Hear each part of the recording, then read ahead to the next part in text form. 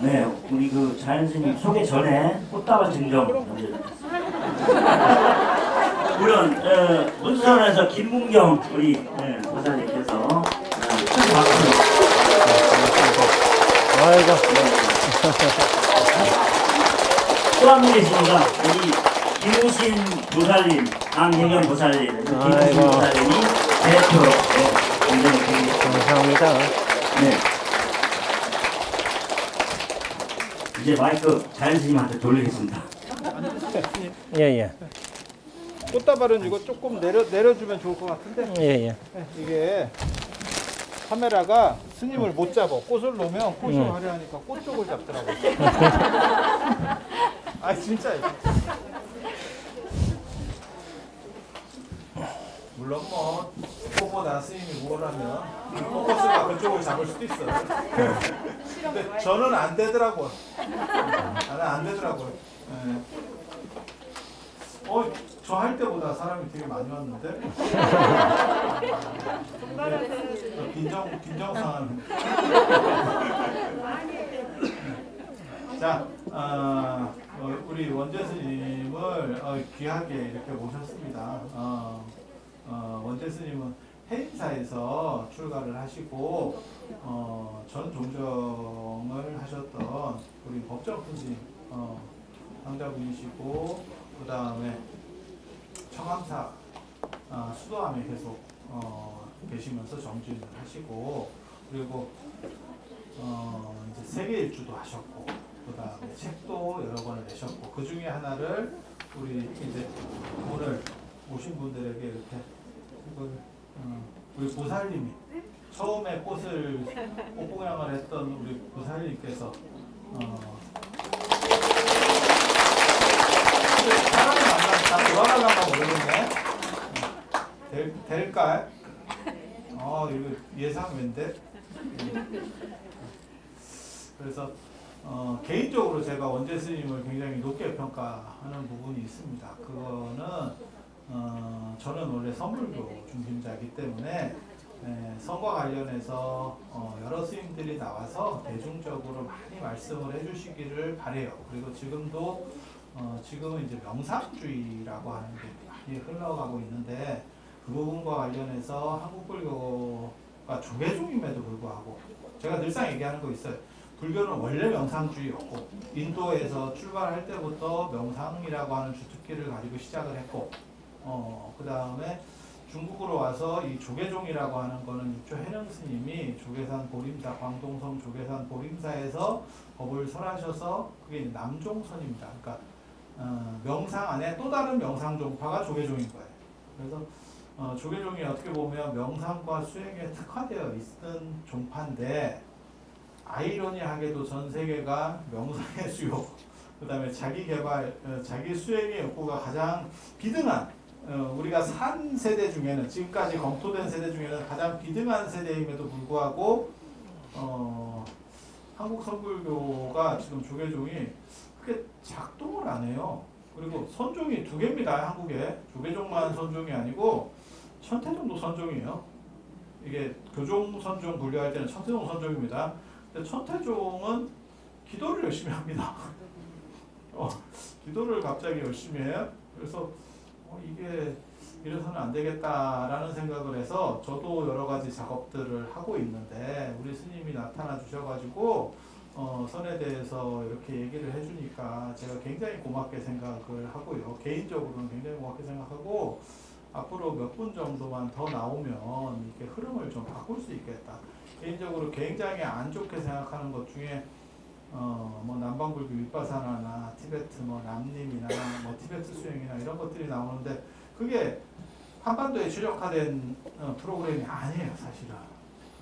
그런데 우리가 그 부분을 제대로 대응하지 못하기 때문에 이런 문제가 생긴다라는 생각을 해요. 그래서 선원 스님들이 조금 더 마음을 내셔서 밖으로 이렇게 나오셔서 말씀을 해주시면 참 고맙겠다는 생각을 합니다. 그리고 그러한 흐름에 어떻게 보면 대표주자죠, 지금. 대표주자로 그리고 또 뭘 또 기어댕겨. 대표주자고 이게 앞으로 나오려고 해도 인물도 돼야 돼요.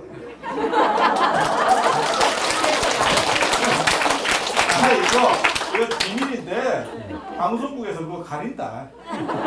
가린다. 그래서 인물도 되고 말도 되고 그 다음에 학벌도 되고 그 다음에 세계 여행을 다닌 여러 가지 경험도 되고 그래서 그런 것들이 다 섞여서 지금 시대에 어떻게 보면 수행과 명상이라는 부분에서 경종을 울릴 수 있는 게 아닌가 싶습니다. 그래서 여러분들도 우리 스님 말씀 잘 듣고 그 다음에 어떻게 보면 이정표를 삼고 그 다음에 수행문화와 관련해서 안 그러면 명상과 관련해서 자신을 한번 되돌아볼 수 있는 그러한 시간이 됐으면 하는 바람을 가지고 있는 이상입니다.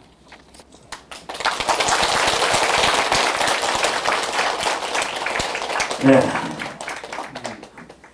귀한 분 모신 것 같습니다.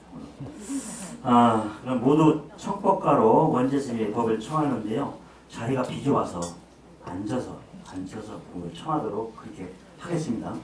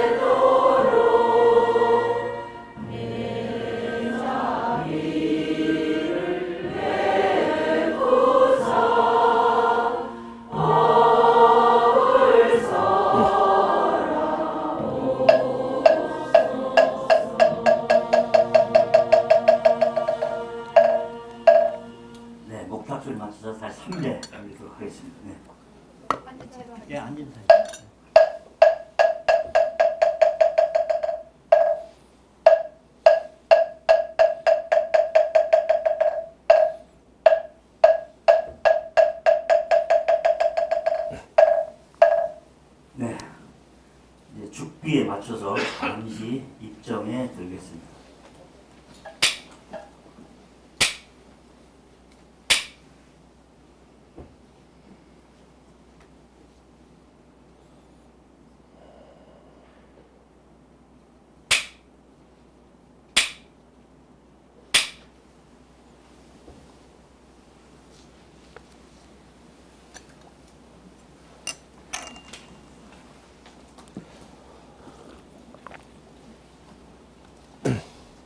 여긴 마이크가 없네요.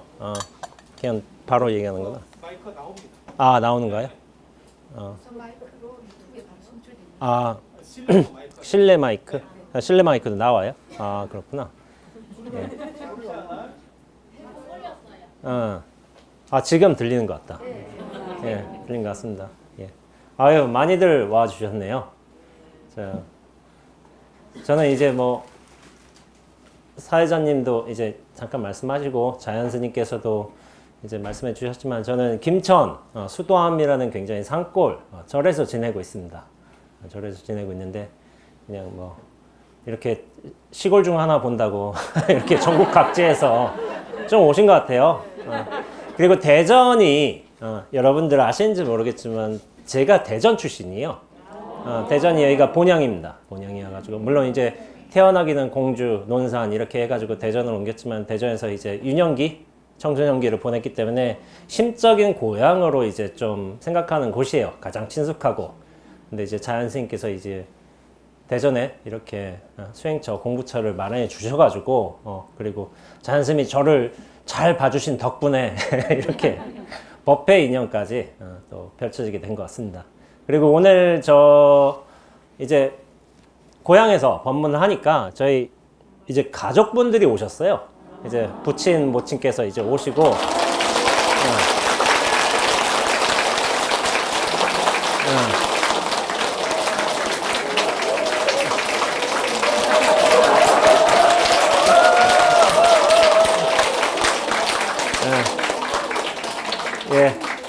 예, 이모님 오시고, 이모님 어디 계시죠? 현대 계시나? 해가지고 작은 아버지 또 오시고, 이렇게 오시고, 또 이렇게.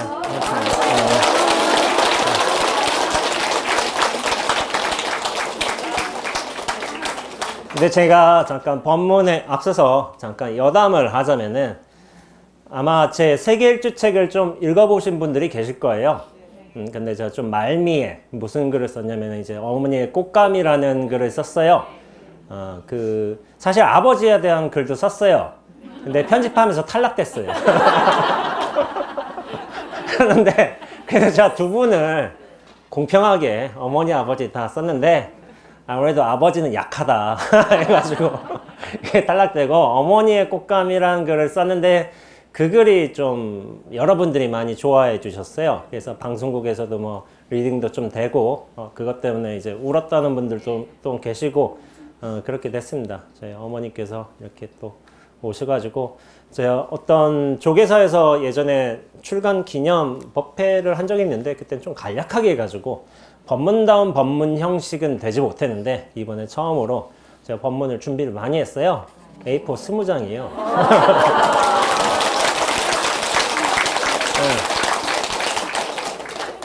3시간 잡을 수도 있습니다.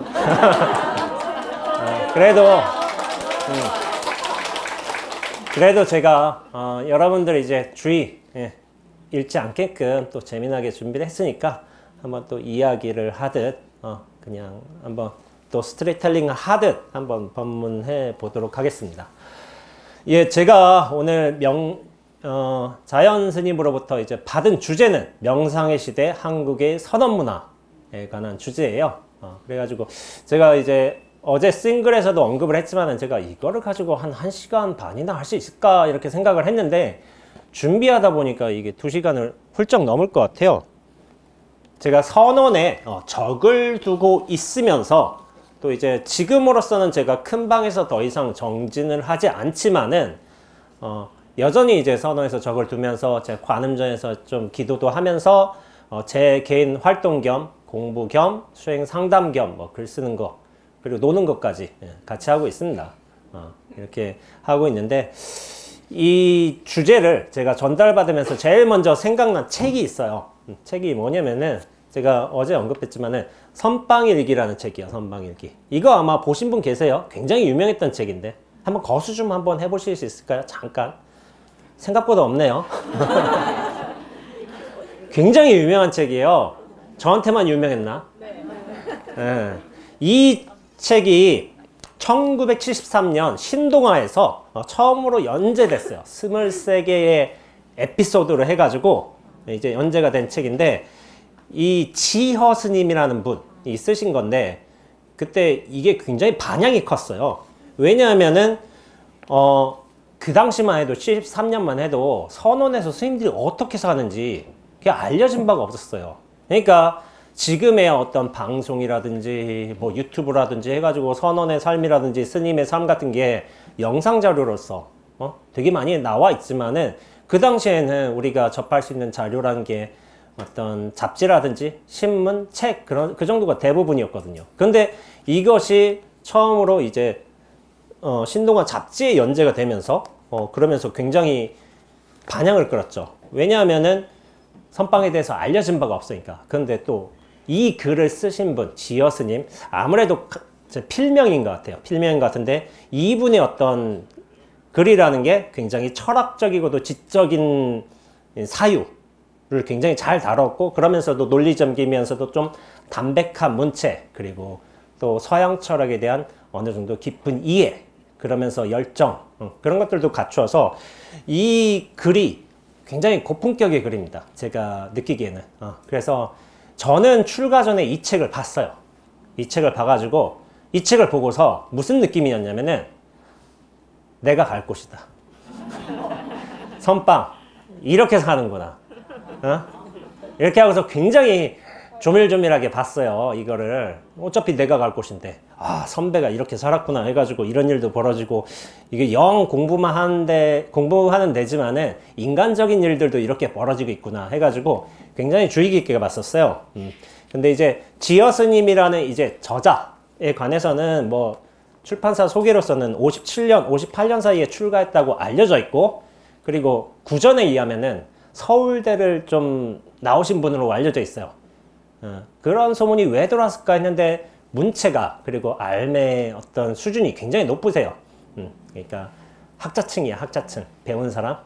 그런 층이고, 뭐 탄어 스님 문화로 출가했다고 했는데, 제가 조금 더 알아본 바에 의하면은, 그쪽에 공부를 하셨지만, 이제, 은사 스님은 이제 그쪽은 아니셨고, 다른 스님이었던 걸로 알고 있어요. 그러다가 57년, 8년에 출가를 했고, 62년, 63년, 1년 사이에 뭐냐면은, 강원도 정선의 정암사에서 20열이 떨어진 심적이라고 부르기도 했는데, 그 톡을 해서 수행을 하셨던 거예요. 하셔가지고, 그때의 기록이 대한불교신문에 연재된 적이 있어요. 그랬다가, 종적이 묘연하게 사라지셨어요. 1957년에 입적했다는 이제 진술이 있는데, 갑자기 사라지신 거야. 입적하셨단 말도 있고. 그러나 이제 추후에 이 지허 스님이라는 분을 실제로 만나보신 스님들이 있을 거 아니에요. 그러니까 이를테면은 지성 스님이라고 해서 그 지허 스님의 사제되는 분하고 만나가지고, 아, 지허 스님은 사실은 본명이 지혜였고, 근데 이제 필명으로 지허를 썼다. 그리고 이제 축서사의 어르신이신 이제 무여 스님께서도 또 이제 지허 스님을 만난 적이 있으신 거예요. 당신께서 쓰신 이 선방일기하고 이제 또 토굴에서 생활기라고 쓰여진 이제 사벽의 대화라는 책이 있어요. 이 책도 아주 방대한 내용을 다루고 있습니다.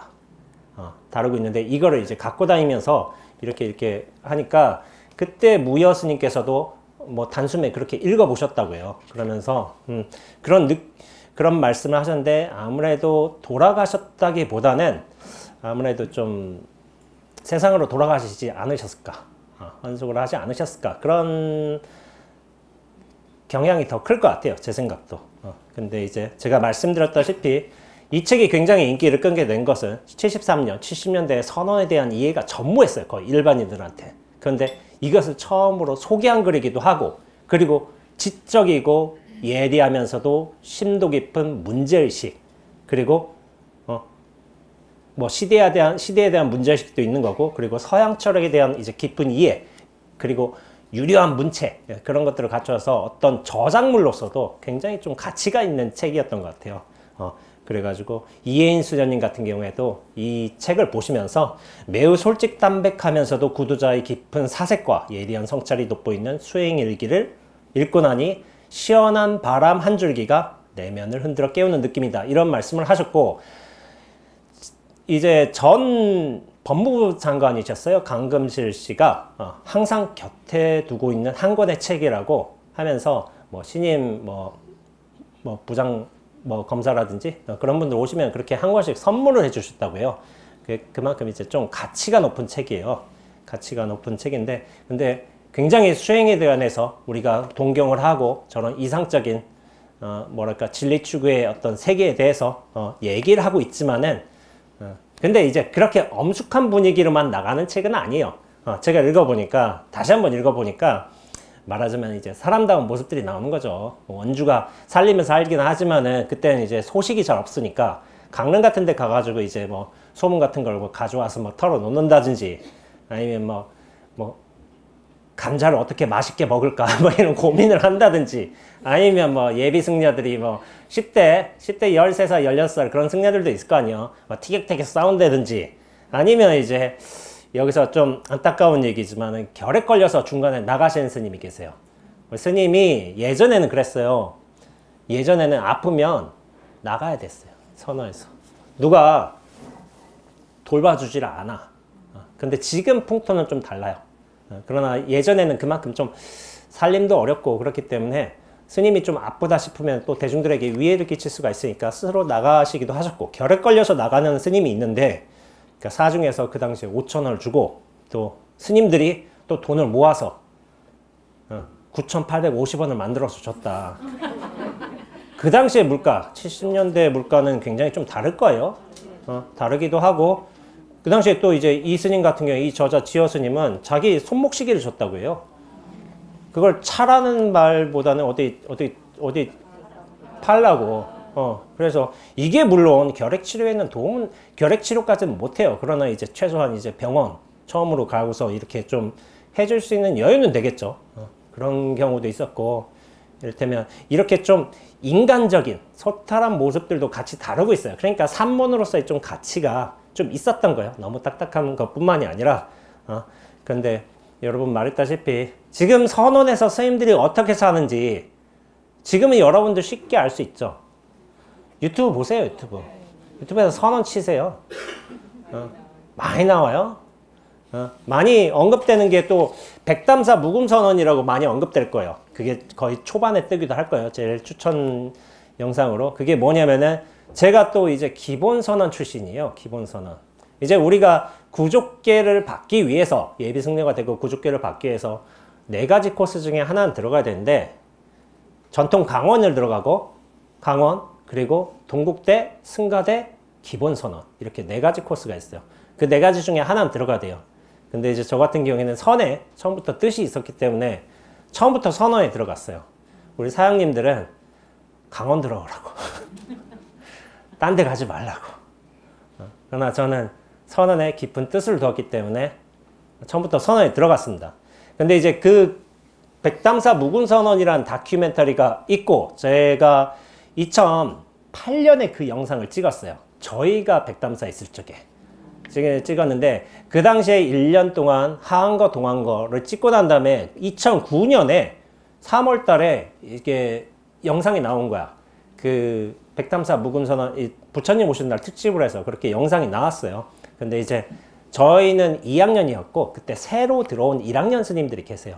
그분들을 이제 3분을 잡아가지고 이야기를 이렇게 해가지고 묵음선언이라는 다큐멘터리를 이제 만들었는데, 거기에서 뭐냐면 새벽예물도 하고 108배도 하고 우리 밭에서 울력도 하고 상추도 키우고 뭐 그런 것도 하고 길도 만들고 산길도 바로 공양하고 또 태극권도 하고 삭발, 포살, 우리 또 이제 삭발날 또 개요를 읊는 걸 포살이라고 해요. 그리고 가행정진, 용맹정진, 그리고 마지막에 스님들이 모든 이제 안거를 끝내고서 당신들이 쓰시던 거를 대중물품은 다 빨고 가거든요. 빨래하는 모습도 나오고 그런 거를 1년 동안 촬영하면서 이제 다큐멘터리를 만든 거예요. 그래서 이제 이걸 보면은 제가 이 영상을 세계일주 때 갖고 다녔어요. 백담사 묵음선언. 이게 왜 갖고 다녔냐면은 제가 선언에서 세계일주 할 적에 나 한국에서 선수행하고 있다. 안거도 나고 있고 선언의 기본 코스를 밟고 있고 선이 내 공부의 주된 어떤 방식이다라고 하면서 물론 말로 설명할 수도 있지만 영상이란 자료가 굉장히 인식이 크거든요. 각인이 잘 되거든요. 그러니까 영상 보여주면서 제가 뜨문뜨문 설명해 주는 거야. 이제 공부처에 가서 이를테면 한국선이 궁금하다. 한국선에서 궁금하다는 거 이제 선의 뭐 다양한 방식이 있겠지만은 안거 문화가 대표적인 이제 선수행의 방식이거든요. 그러니까 이 안거 문화를 보여주면서 이해시키면 좋은 거야. 그래서 제가 세계일주 하면서 이 백담사 묵음선언이라는 다큐멘터리를 한 20번 본 것 같아. 20번 계속 설명해 준 거예요. 계속 반복하는 거예요, 어차피. 반복해가지고 그렇게 했는데, 그거를 보면서 다른 사람들이 깜짝 놀라는 거야. 이제 우리 되게 엄격하게 정진하고, 밥 먹을 때도 말도 없고, 바로에 찌꺼기 다 먹어야 되고, 그리고 용맹정진 들어갈 적에 막 죽비로 때려치고, 하고서 졸고 막 그런 걸 보니까, 야, 이렇게 정진해? 우와, 이렇게 한단 말이야. 그냥 마냥 고요하고 평온한 건 줄 알았는데, 한국인 종특이 있어요. 우리는 죽을 때까지 간다. 그런 게 있어요, 약간. 끝까지 간다. 이게 한국인 종특이에요, 제가 볼 적에는. 그러니까 그러한 수행의 모습을 보고 마냥 편안하고 평화롭고 안정적인 종교인 줄 알았는데, 우리 용맹정진을 보고서 많은 분들이 굉장히 좀 감탄을 했던 거야. 이렇게 잠도 자지 않고 정진하는 문화가 한국에 남아 있었다니. 이거를 굉장히 감탄을 했던 거예요. 그러다가 이제 저희가 결국 나왔잖아요. 백담사 묵음선언. 그러니까 저희도 시청을 했어요. 시청을 했는데, 그러니까 재밌을 거 아니야. 우리가 나왔는데 우리 다큐멘터리 나오고 있으니까. 그냥 단체로 신청했어요. 그러니까 TV 갖다 놓고서 신청하고서 막 대중들 보다가 백담사 묵음선언 22분 30초에 보세요. 웬 졸고 있는 수자 하나가 있는데 턱이 비치고 있어, 턱이. 야, 저거 내 턱이야.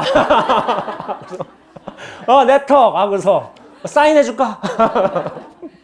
나 KBS 나왔는데 하고서 턱이 나왔어요. 턱이. 그래서 내 턱이라고 막 자랑하니까 스님들 막 웃었죠. 그러면서 이렇게 했는데 최근에도 또 이제 대한불교조계종 종립기본선언 한국선불교의 맥을 잇다 해가지고 요즘 후배 스님들 저와 말하자면 한 13, 14년쯤 차이가 나는 그런 후배 스님들이 사는 모습을 또 한번 다큐멘터리를 찍어서 봤어요. 그런데 저희 살던 때하고 엇비슷하더라고요.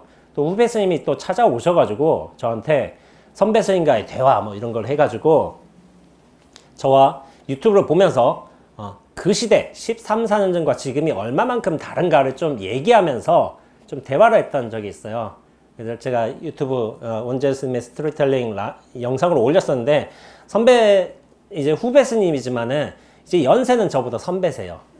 연세는 저보다 한 10살 선배시더라고요. 10살 선배신데 제가 선배가 됐지만은 이게 좀 약간 늦게 출가를 하셔가지고 저는 이제 28살 때 출가를 했기 때문에 선배가 된 거죠. 그러면서 이제 좀 얘기를 하겠는데 이 밖에 또 유튜브 영상 같은 데 잘 살펴보면 여러분들 무문관이라는 것도 있을 거예요. 무문관 아마 좀 보셨을 거예요. 이렇게 스님들 각 방에 들어가고서 주지 스님이나 이제 서원장 스님이 문을 잠가. 이렇게 잠그고서 3개월 동안 못 나와요. 그게 3개월인 데도 있고 또 이제 무문관 형식에 따라서 6개월, 1년, 3년 이렇게 될 수도 있어요. 요즘엔 근데 3개월이 좀 많아요. 그럼 밖에서 걸어 잠가. 그러니까 그때까지 못 나오죠. 그래가지고 예전에 제가 한번 라이브로 언급한 영화가 있는데 삼사라는 영화가 있어요. 삼사라라는 이제 인도 티벳 영화인데 그쪽에 이제 어떤 동굴 같은데 스님 들어가서 3년 뒤에 딱 이제 다시 이제 무문관 해제해가지고 이렇게 모시고 오는 그런 첫 장면이 있어요. 그러니까 3년 동안 이제 동굴에 갇혔으니까 막 수염도 잘하고 손톱도 막 잘하고 그걸 막 깎고 그리고 근육을 갑자기 못 움직이니까 이렇게 만지작 하면서 이제 서서히 풀어주고 그렇게 한 장면이 있었는데 그게 실제로 가능하니까 그런 영화가 나오지 않겠어요? 물론 이제 한국 선 전통에서는 되게 찾기 힘든 모습인데 티벳은 약간 신비로운 수행 문화가 있어요. 그렇기 때문에 그쪽에서는 가능할 수도 있겠구나 하는 생각이 들어요. 그리고 최근에 가장 최근에 상월선언이라고 천막결사라고 굉장히 유명했어요. 이제 전 원장이신 이제 자승 원장 스님께서 이제 좀 주도를 하셔가지고 이렇게 굉장히 이슈가 된 결사가 있었는데 천막결사 그거 혹시 보신 분 계세요? 뜨문뜨문. 저 여기 손 들라고 안 하는데 손을 드셨는데. 저 봤어요. 봤는데 저도 선언에 그 당시만 해도 20몇 한 거를 난 때였고 사실은. 그러니까 선언에 적을 두고 있으니까 선언 생활을 잘 알거든요. 근데 상월선언이라고 해서 천막결사 그렇게 어른 스님들, 중진 스님들이 그렇게 그 보일러도 안 들어가. 천막으로 지어가지고 그리고 일종식을 하게 되고 그리고 텐트 안에서 자고 굉장히 힘든 중이에요. 근데 이거를 저는 봤어요. 보고서 제가 느낌이 어땠을까요? 울었어요. 눈물 좀 나더라고요. 감격스러워가지고. 근데 이런 경우가 있어. 선언수자 선생님들이 자존심이 세. 자존심이 세서 당신들이 이를테면 3, 40한 거 낫다고 쳐봐. 근데 이제 저기 사는 스님 중에 뭐 전통 수자가 아닌 스님들도 계실 거 아니에요. 그러니까 약간은 저거에 대해서 이제 좀 안 좋은 시선을 갖고 있는 거지. 가짜다. 근데 이제 저는 모든 평가는 내가 직접 보고서 평가를 해야 돼요. 보지 않고 이거 평가하면 안 돼요. 저 선언 수자 출신이에요. 어떻게 사는지 알아요. 이미 20몇 한 거 나면 다 알아요. 아는데 제가 만약 지금 그렇게 난방도 안 되고 일종식이고 저렇게 고행스러운데 씻지도 못해요. 씻지도 못하고 저런 데 가서 정전하 저는 안 가요. 힘들기 때문에. 근데 저는 왜 감탄했냐면은 사회 종단에서 어떤 지도격이 있는 분들께서 다시 한번 발심해 가셔가지고 그런 거를 해낸 거야. 그리고 그 영상을 기록물로 남겨가지고 사람들한테 이렇게 회양을 했어요. 저는 그게 굉장히 가치 있는 영상이라고 생각을 했어요. 사람들은 그것에 대해서 의도라든지 결과라든지 어떤 순수한 발심이라든지 이런 걸 평가한단 말이야. 그런데 저는 그렇게 외면적으로 드러난 모습도 사실은 대단하다고 생각해요. 이게 저기 3일이다, 일주일이다. 좀 안 좋은 평가를 할 수 있겠지. 근데 90일 힘들어요. 90일 저는 못해요, 그렇게. 이미 편한 물에, 편한 거에 익숙해져가지고, 전 못해요. 근데 제가 초참이었으면, 참여하라면 참여했어요, 저는. 반드시. 왜냐면, 목숨 내놓고 해야지. 이 공부는. 당연한 거예요. 당연한 건데, 그렇게 이제 위치에 있는 스님들이 그렇게 하신 걸 보고서 저는 솔직히 말해서 감동을 받았습니다. 감동을 받았고, 이게 수자 자존심으로서 그렇게 평가하는 게 아니라 내가 그렇게 받았다는데 어쩌겠어요. 그러면서 이런 제가 여러 가지 안거에 관해서 얘기를 했지만은 선언에서 가장 중요한 건 안거예요. 안거를 보게 되면 이제 선언에서 한국 선문화가 어떻게 흘러가는지 가장 중심이 된다는 걸 알 수가 있죠. 근데 여러분들 아마 여기 선문화를 많이 아시겠지만은 하한거 동한거를 우리가 1년에 2번 하죠. 그렇게 하한거는 음력 4월 15일 날 시작해서 이제 음력 7월 15일 날 끝내요. 그리고 동한거는 음력 10월 15일 예, 시작하고 음력 이제 정월 15일 날 이제 끝내죠. 원래 이제 안거라는 문화는 서가모니 부처님 당시에 인도에서 이제 수행승들이 유행 거식을 하다가 이제 우기가 와요. 우기가 오면 사실은 돌아다니기 힘들어요. 그런 현실적인 이유도 있고 또 계율상의 이유로는 이렇게 동물들, 초목들이 이렇게 땅에서 나온단 말이야. 그거를 밟아서 죽이면 안 된다는 그런 계율이 있기 때문에 어떤 특정한 장소에 머무르면서 수행정진을 하던 거를 안거라고 불렀어요. 외출을 삼가하고 한 군데 머무는 거죠. 근데 제가 이제 인도에 제가 세계 일주 때 인도에 쭉 가봤지만은 우기가 이 남쪽부터 시작된단 말이에요. 저 남쪽부터 시작해야죠. 북쪽으로 서서히 올라와. 한 달 이렇게 쭉 해가지고. 그러면 비가 어떻게 오냐면 제가 경험해 보니까 하루 종일 오는 게 아니라 하루에 한 4-5번씩 와요. 스콜성으로 쫙 뿌리고 계속 오는 때도 있지만은 그래서 뭐 빠르 간지 막 그런 데 가면 여행자 거리예요. 그런 데 가면 우기면은 이 지역이 안 좋아서 그런지 몰라도 비가 차가지고 쓰레기들이 막 뛰어다녀요. 떠다녀. 근데 막 가끔 쥐 같은 것도 이제 주먹만한 애들이 막 다니고 있고 그래요. 그러니까 돌아다니기가 힘들어요. 근데 우리는 동한거라는 게 있잖아요. 동한거 왜 있을까요? 네, 추워서요. 인도는 추워도 인도는 뭐 추위로 뭐 갑자기 뭐 2,000명 사망했다 하는 온도가 영상 2도 3도예요. 그런데도 죽는다고 해요. 근데 이제 그건 극심한 추위인 거예요. 우리 말하자면 영하 25도 30도예요. 말하자면. 그런데 거기서는 그렇게 추운 날이 없는데 동아시아, 동북아시아에서는 추운 날이 있기 때문에 아무래도 못 돌아다니까 동한거가 생기지 않았나 그런 추측을 하고 있습니다. 근데 이제 신라 시대 때 수많은 선원들이 생겨났는데 그때 이제 제가 머물고 있던 수도함에도 이제 선원이 생겨났어요. 그때 이제 도성국사께서 859년에 이제 어떻게 되냐면은 수도도량을 이제 찾으셨어. 수도산에. 수도산이라고 하기도 하고 불령산이라고 하기도 해요. 부처님의 영이 깃들었다고 해서 불령산이라고 하기도 하는데 그러니까 도성국사가 좀 선수행을 많이도 하셨지만 약간 풍수지리 같은데 좀 조예가 깊으셨나 봐요. 그러니까 여기 맥을 보고 나서 여기를 딱 점한 거야. 점하고서 7일간 춤을 추셨다고 해요. 일주일간. 왜냐면 이 도량에서 앞으로 수많은 공무인들, 도인들이 튀어나오겠구나. 기뻐서 이제 춤을 추셨다는 기록이 있는데 그만큼 근데 이제 그게 맞아요. 왜냐하면은 그 859년에서부터 860년이라고 한다면 지금 2023년인가? 1200년? 이렇게 좀 되는데 그때까지 털을 안 잊어버리고 도량이 유지된다는 게 보통 일이 아니거든요. 터 기운도 좋아야 될 거예요. 그러니까 예스님들이 그랬다고 해요. 제가 어떤 스님 얘기 들어보니까 예스님들이 다 털을 봤다는 거야. 털을 봐가지고 여기가 명당터다 한다면은 거기다 다 점을 찍었어. 그래서 다 절을 지었어. 그래서 스님 하는 말이 교회는 들어설 데가 없다. 우리 이미 우리가 다 들어섰다. 근데 교회는 물론 산에 가지는 않아요. 도심에 당연히 있게 되고 우리가 명당타는 다 들어갔다 하고서 그런 말이 있기도 한데 그만큼 이제 수도암과 관련된 도인들이 굉장히 많으세요.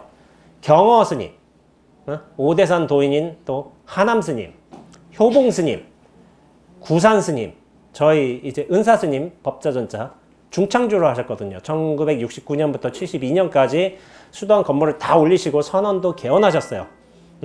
그런 스님이 계시고 또 보성 스님이라고 계시고 또 고우 스님 얼마 전에 입적을 하셨죠.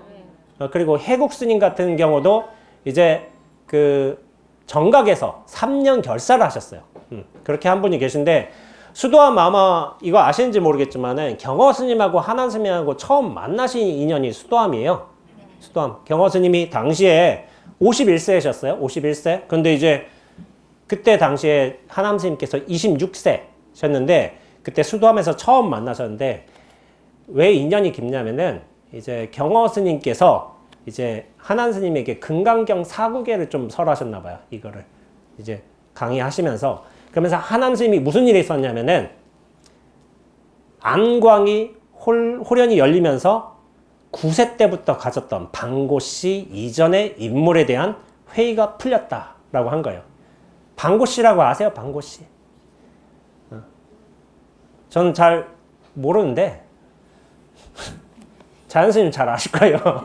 그런데 이제 방고씨라고 해서 어떤 우리 조상의 근원을 살펴볼 거 아니야. 누구에는 누구 뭐 하나라 은나라 뭐 이렇게 하는데 그 근원에 계속 살펴가다 보면은 어떤 음양의 시초, 어떤 세상의 어떤 천지 만물의 조상처럼 이제 상징적으로 대변되는 인물이 방고씨인 거야. 방고씨. 그러면은 의문을 가질 수도 있잖아요. 그럼 방고씨 이전에 누가 있었는데? 이런 의문을 가질 수가 있잖아요. 근데 하남 스님이 이것에 대해서 수많은 한학자들과 여러 어른들께 물어봐도 확실하게 대답해 주는 분이 없는 거야. 없으니까 이 의문을 품고서 계속 살아온 거죠. 그러다가 금강경 사구계를 딱 듣고 나서 방고씨 이전의 인물이 확 드러난 거죠. 이게 화두와도 관련이 깊어요. 무슨 화두하고 관련이 깊을까요? 응? 본래 면목. 예. 부모 미생전 본래 면목이에요. 내가 부모에게서 태어나기 전에 그럼 나의 면목은 무엇이겠는가? 우리가 부모에게서 태어날 때를 솔직히 기억도 못해요. 0세 때 기억한 사람 누가 있어요? 기억한 사람 없죠. 0세 때, 1세 때 기억한 사람 있어요? 없어요. 전 조금 신기한 경험은 있긴 해요. 이거 약간 이상한 경험인데 제 아기 때 탁 튀어나왔어요. 부모님 계신데 이게 좀 재밌어요. 이게 포대기에 쌓여있더라고. 딱 튀어나와가지고 저를 보는 거예요. 위에서. 제 몸뚱어리가 이게 애기 포대기에 쌓여있잖아. 그래서 보면서 깝깝하겠구나. 좀 고생해라. 좀만 더 크자. 이런 식으로 얘기를 했던 적이 있어요. 왜 그런 게 벌어졌는지는 전 몰라요. 근데 이제 탁 튀어나와서 이제 부모님 자고 있더라고요. 그 중간에 제가 있더라고요. 있어가지고 좀만 버티자. 몸 좀 크자. 그래서 이랬던 적이 있어요. 근데 이제 부모 미생전 본래 면목. 부모에게 태어나기 전에 우리가 어떤 기억이 있어? 없지. 근데 그렇단 말이야. 우리가 처음으로 기억이라는 걸 언제부터 가지는지 아세요? 나에 대한 기억? 기억? 1, 2살 때 기억 안 나요? 3, 4살 때. 기억 안 나는데 나라는 존재감이 생길 때부터 기억이 나요. 왜냐하면 모든 기억이란 건 뭐냐면은 나와 대상이 분리되면서 기억이 날 수 있어요. 나와 대상이 분리되지 않았을 적에는 기억이라는 게 없습니다. 그냥 스쳐지는 거예요. 스쳐지는 거. 나라는 독립적인 주체, 실체, 자아 이런 게 있어야지만 대상으로서 아빠, 엄마, 우유, 강아지 이런 것들이 기억이 나는 거야. 그러니까 우리의 기억이란 건 뭐냐면은 나란 존재를 상정하고 그것이 있을 적에 기억이 나는 거예요. 근데 부모 미생전 본래 면목 그것도 그렇고 방고씨 이전의 인물 그것에 대해서 의문을 품었는데 안강이 홀연히 열렸다는 거야. 그러면서 경허 스님이 하남 스님을 만나면서 이런 이제 처음으로 문답이 있었어요. 고봉화상 선요라는 책이 있어요. 그래서 무슨 대화가 있냐면은 어떤 것이 진실로 구하는 것이고 어떤 것이 진실로 깨닫는 소식인가 하니까 거기에 자문자답을 하셨어요. 선요에 있는 그대로 남산에 구름이 이니 북산에 비가 내린다. 이것이 무슨 소리냐 하니까 대중들이 침묵하는 거야. 거기에 대해서 말을 못하고. 그때 하남 스님이 한마디 하셨어요.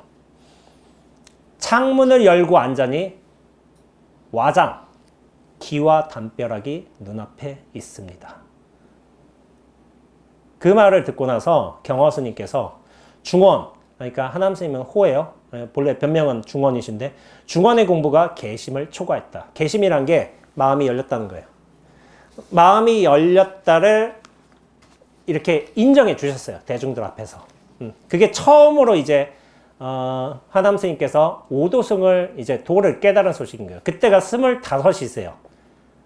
그때 이제 개송을 제가 읊어보자면은 발 아래 하늘 있고 머리 위에 땅 있네. 본래 안팎이나 중간은 없는 것. 절름발이가 걷고 소경이 봄이요. 북산은 말없이 남산을 대하고 있구나. 그러니까 안광이 열린다고 하잖아요. 안광이 이렇게 열렸다고 표현을 하는데 그게 뭘까요? 안광이 열린다? 뭐 눈에서 빛나나? 육신으로 보는 거 아니에요. 전체의 눈으로 보는 겁니다. 전체 눈이 뜨이기 시작하신 거예요. 그래서 24세 때 공부를 들어보니까 제가 좀 많이 뒤집어지셨구나. 그런 느낌이 들어요. 그러다가 1905년도에 32세 때 이제 통도사 내원선언에 조실로 추대되셨어요. 그 당시에 조실은 31세였어요. 지금 31세. 막 헤매고 있죠. 막 게임하고 있잖아. 맨날 택배 시키고 있고. 이때 31세는 다른 거야. 여러분들 아마 생각하실 거예요. 여러분들 아마 20살 때 여기 어르신, 저보다 어르신이 당연히 많으시지만 20세 때 30세는 어른이었어요.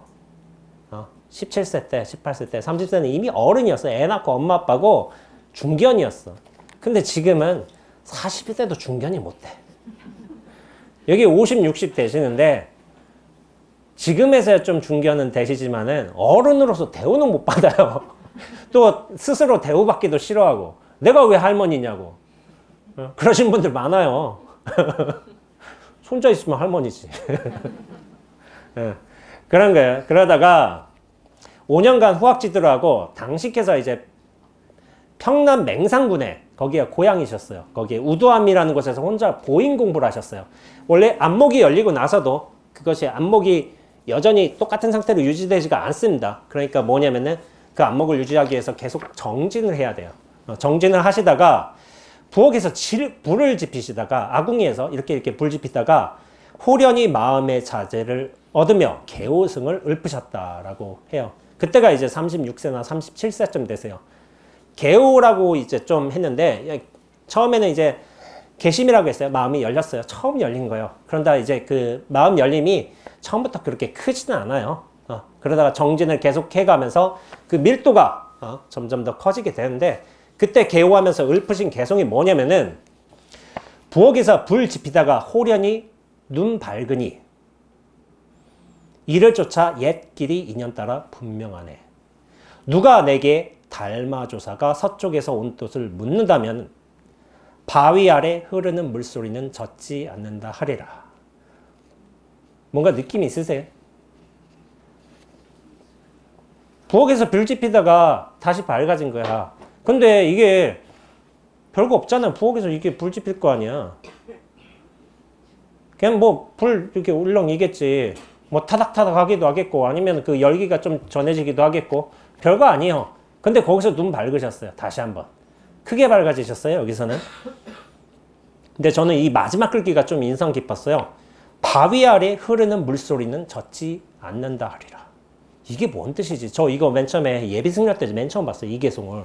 그래서 이게 무슨 뜻일까? 뭘까?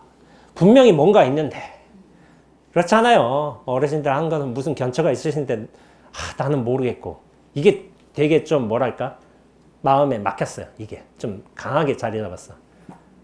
그러다가 제가 얼마 전에 이 개송을 다시 본 거야.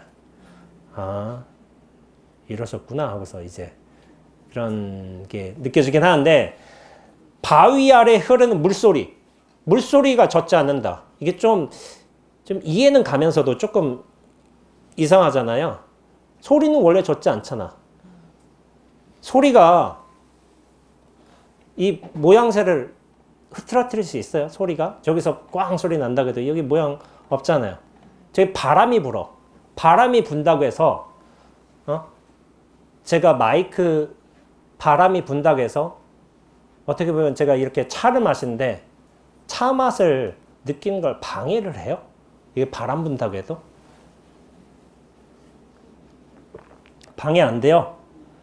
이게 뭐냐면은 우리가 보고 듣고 느끼고 생각하는 모든 일들이 이 눈앞에서 분명하게 펼쳐지고 있어요. 근데 이걸 가리면 보는 건 보는 거를 가릴 수 있어.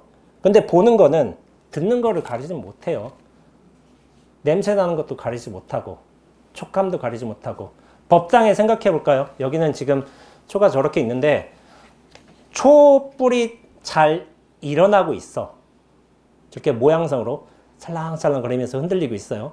그런데 향도 연기도 퍼지고 있어. 그러면서 스님들이 목탁을 치면서 연부를 하실 거 아니야. 연부를 하는데 이 소리가 회방이 돼요? 향연기나? 저로 회방이 전혀 회방이 되지 않습니다. 바위 아래 흐르는 물소리는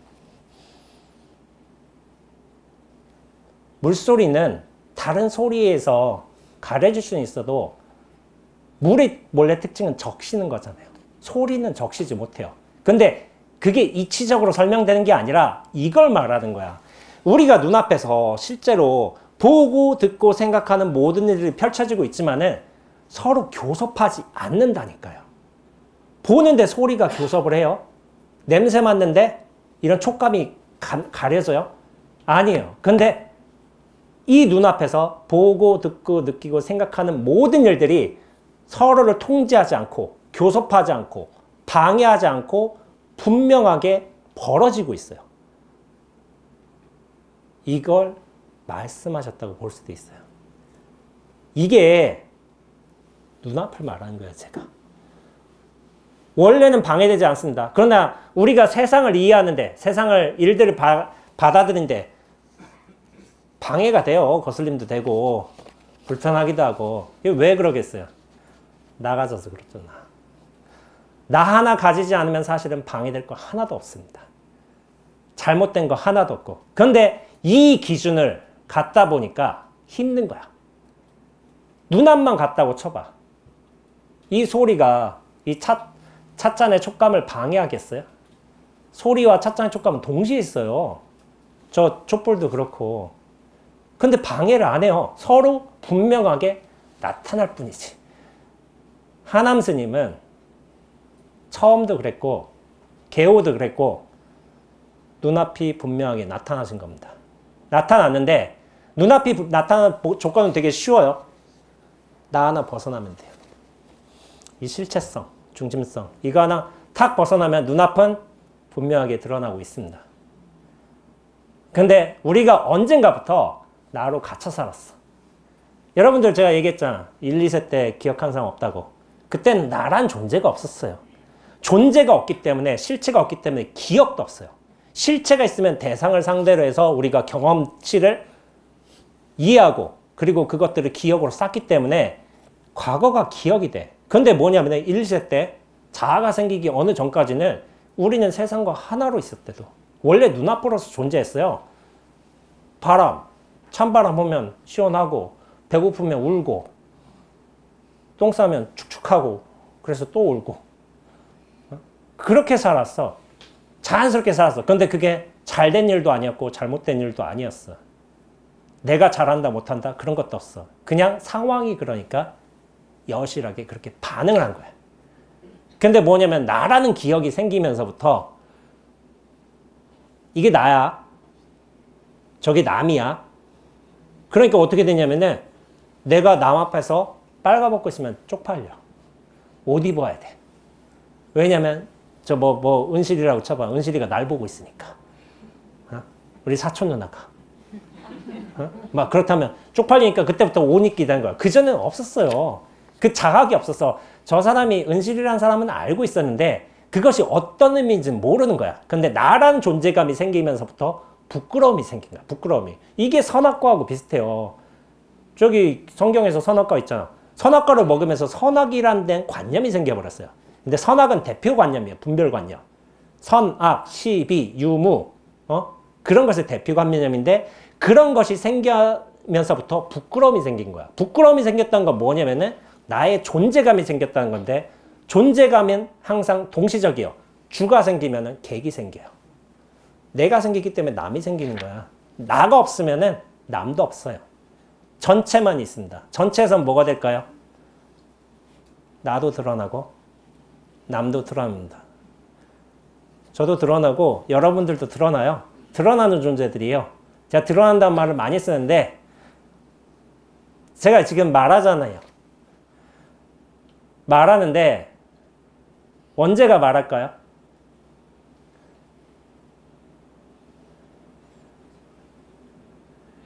전체가 하나의 인연을 빌려서 말하는 거예요. 전체가.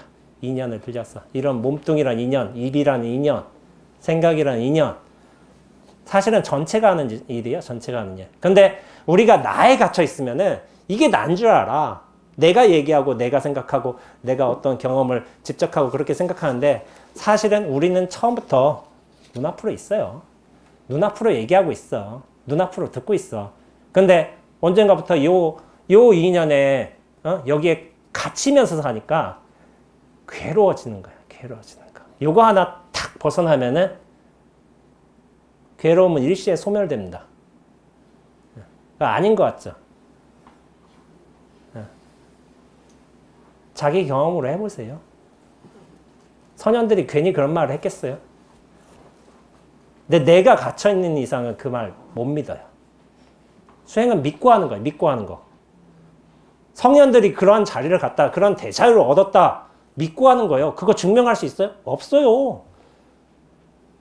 여러분들 서가모니 부처님 깨달았다고 믿고 있죠? 그거 증명할 사람 누가 있어요? 서가모니 부처님 깨달았는지 누가 어떻게 증명해? 증명 못한다니까요? 근데 뭐냐면은 믿어야 돼. 믿어야지만 내가 부처님의 가르침을 받고 수행하면서 저런 대자유를 얻게 되면서 그제서야 알게 되는 거예요. 그 믿음이 시작이에요. 시작. 저런 분은 저렇게 가셨구나. 우리 선지식들께서는 저렇게 대자유를 누리셨구나. 내가 믿어야지만 갈 수 있는 거야. 그런 거는 자기 경험으로서 증험할 수밖에 없어. 이거 객관적 사실로서 증명 못해요. 이런 거. 그런데 그때서야 비로소 눈앞으로 돌아간다면은 여기가 본래 자리였구나. 우리가 원래 안심해야 될 곳이구나. 이런 것을 스스로 알게 되는 거예요.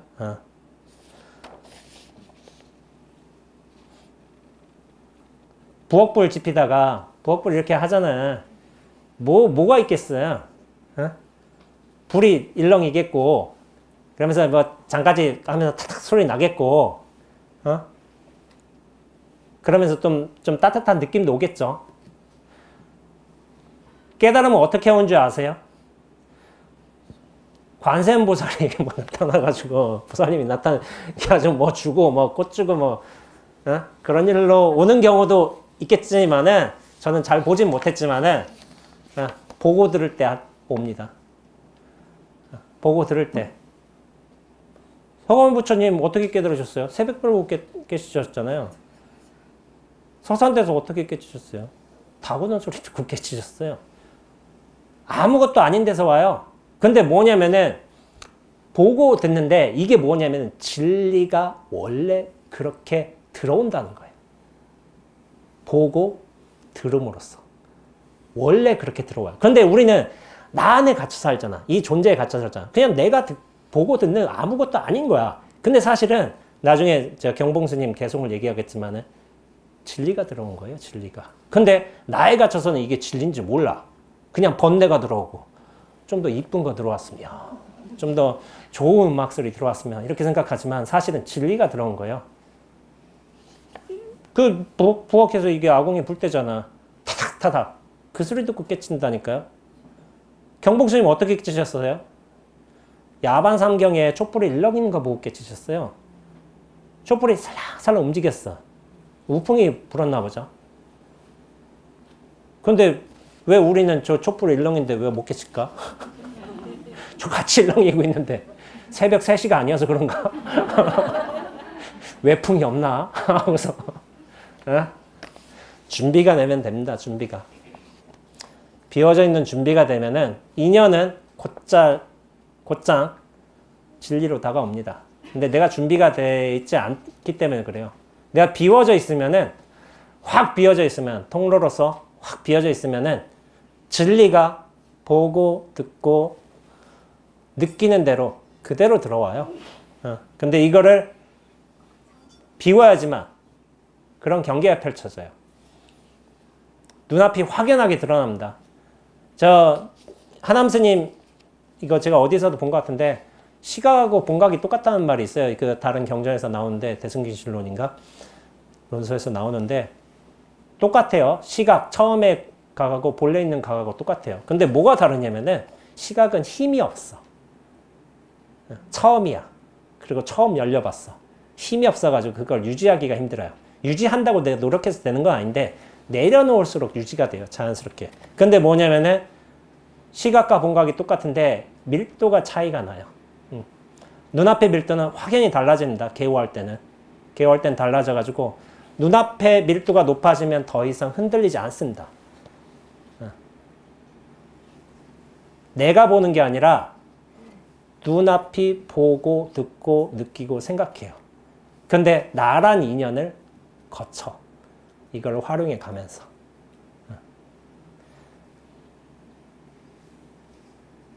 자연스님이 제 마음대로 하라고 해서 마음대로 하고 있는데 안거 얘기하다가 여기까지 왔네. 네, 그래서 저희 전통에서는 하한거, 동한거 이렇게 나지만 원래 안거 승납을 하한거를 기준으로 삼았어요. 하한거를 기준으로 삼아서 하한거를 어떤 정법 승려의 나이라고 했어. 정법의 나이. 그렇게 해가지고 그때를 범랍으로 인정했어요. 범랍. 동한거가 아니었던 거야. 근데 제가 예전에 이제 선화에서 정진한 수자쌤들, 어른쌤들 기록을 하다 보면은 하한거, 동한거 하다 보면은 안거가 2개가 있잖아. 공부가 어떤 안거가 잘 될까요? 추워서? 근데 제가 이런 걸 막 기억해. 초참에는요.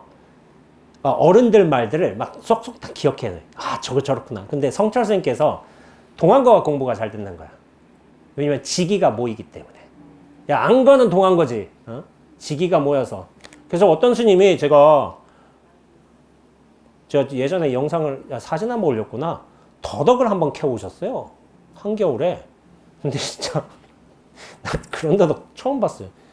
이만 크기야. 이만 크기. 이거 어떻게 캐와. 눈 쌓였는데. 근데 그걸 캐오시더라고요. 그래서 언제 선생님 먹어? 하고서 하나 주더라고요. 그래서 막 먹었어요. 주는 거 먹어야지 당연히. 더덕 나도 저런 더덕 처음 봤는데 먹어가지고 막 그거 보고 막 사진 올리니까 막 어떻게 나 꼭지라도 주면 안 되냐 댓글이 막 저거 어디서 샀냐 해서부터 뭐 그렇게 하더라고요. 근데 이제 동한거 때가 참 이제 정진하기에 좋은 때이기도 해요. 여름 때는 약간 기운이 뻗치는 느낌이 알게 모르게 좀 있어요. 근데 이제 제가 지금 강연이 3분 됐는데 조금만 한번 이 용상방에 관해서 한번 얘기해보고 잠깐 쉬도록 하죠. 근데 나 4페이지밖에 안 했어요. 4시간 걸리겠다. 자, 용상방. 저희가 안거를 시작하게 되면 용상이라고 해서 용상방 이렇게 짜게 돼요. 그 자연스님의 선불교 쏘댕기기에서 한번 나온 적이 있어요. 용상방에 가서 이제 교구장 스님하고 이렇게. 자, 이제 문제를 내겠습니다. 여기 자연 스님 이제 공부하신 분들인데 이렇게 체크를 해보는 거야. 자, 용하고 용상이란 게 용용자하고 코끼리 상자예요. 방이란 게 모르겠어요. 용상인데, 자, 용상이 무엇을 뜻할까요? 용상. 용하고 코끼리를 뜻할까요? 영상 보면은 자연 스님이 분명하게 말씀하세요. 들었다 이거 안 돼. 기억을 해야 돼. 기억을. 확실하게. 지금 영상 돌리지 마세요.